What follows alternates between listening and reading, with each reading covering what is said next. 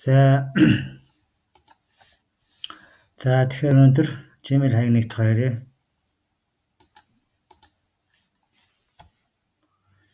за Gmail хаягийг яаж нээх вэ гэж тийм ээ. За тэгэхээр эхлээд яагаад энэ Gmail хаягийг нь болох хэрэгтэй юм бэ гэж ганц хоёрыг хэлээ. Тэгэхээр за 20 хүнтэй компани ажилладаг байлаа гэж бодъё. Тэгэхээр Office програм асуудлыг яаж шийдэх вэ гэж. Тэгэхээр хүмүүс голдоо одоо Microsoft Office-ыг хэрэглэж байгаа. Тэгэхээр би өөрийнхөө бодлыг хэлье. Microsoft Office бол бас шаардлага хангахгүй байна. Нэгдүгээрт бол $200 үнэтэй байдаг. Тэгээд хүчлэн хүмүүс хакердсан програм хийсэн бол одоо апдейт хийж болдоггүй. Патент асуудал үүсэж байдаг юм аа. Энэ ажлын сатаатай байдаг. За одоо нэг ID болоо гэдэг үнэтэй програм авахгүй бол dual core-оор гадуур байгаа ихвчлэн dual core хүмүүс хэрэглэж байгаа. Тэгэхээр удаан ажиллаж байдаг. За офлайн ажилладаг Microsoft Office програм тийм. Тэгэхээр энэ бол багаар ажиллахад удаан дамжлага ихтэй хаанаас ч юунаас ч ажиллах боломж хязгаартай байдаг. Тэгэхээр шаардлага хангахгүй гэж хүсэж байна.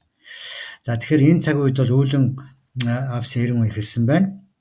За нэг төлөөлөгч нь Google application гэдэг одоо Office-ын програм байгаа. Энэ бол үнэгүй энгийн хурдан багаар ажиллах тохиромжтой хаанаас ажиллах боломжтой. За тэгэхээр одоо Google application-ыг амьдрал дээр нь харъя. За тэгэхээр ингээд мэйл байхад энэ Google application лого байгаа тийм ээ. Энэ логон дээр ингээд очиод Google application гэдэг гарч ирж байна. За энэ логон дээр очлоо, мо гэдэг дээр дарлаа, even мо гэдэг дарлаа. За тэгэхээр өнөөдөр ингээд зах зээл дээр байгаа гэх юм одоо юу гэдгийг миний одоо хэрэглэдэг Google application харагдаж байна. Office хэрэглэдэг application харагдаж байна тийм ээ. Mail одоо энэ Microsoft Word гэсэн үг, PowerPoint, зураг зурдаг, календар, видео бичлэг, видео хурал хийх боломжтой.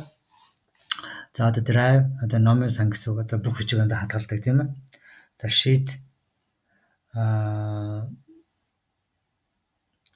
Sheet form. За сайт хийдэг ингээд мөн одоо зөндөө олон програмууд байгаа маа. Зөндөө олон програмууд байна тийм ээ. За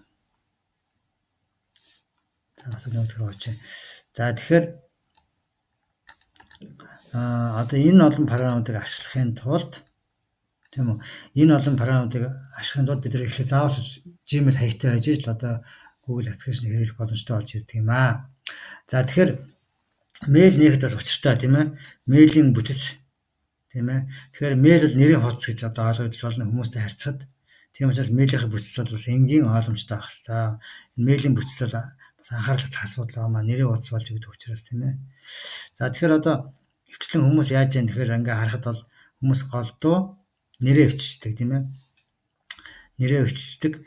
Гэтэл нэр давхцсан байх юм бол нэр цэг аваг өвчж болдог. Хэрвээ нэр аваг давхцаад байх юм бол яг нь тэгвэл одоо нэрээ бичээд ард тоол тавьж л таарах гэдэг юм л да. За ингээд мэйл хаяг нэг араад усаг мэйл хаяг нэг харуулъя. За мэйл хаяг нэхийн тулд sign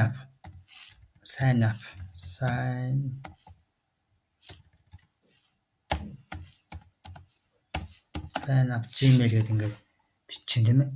Sign up Gmail гэдэг бичингүүд create Google account гэж гарч ирж байгаа. Энэ дээр ингээд дарна. Дарлаа тэгэнгүүт ингээд маш энгийн Google нэхт бол маш амархан тийм ээ. Тэгэхээр нэр авгаа ингээд энэ ч байгаа юмд бичээд явчихна. За энэ дээр харин би ганц зүйл хэлье.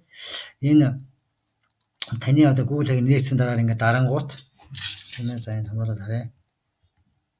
Дарангуут ингээд аваг нэр гарч ирээд. Тэгэхээр зэрэг энэ бөглөхтэй хэрэг бид нар Монгол очиодтай ажилладаг бол тийм ээ.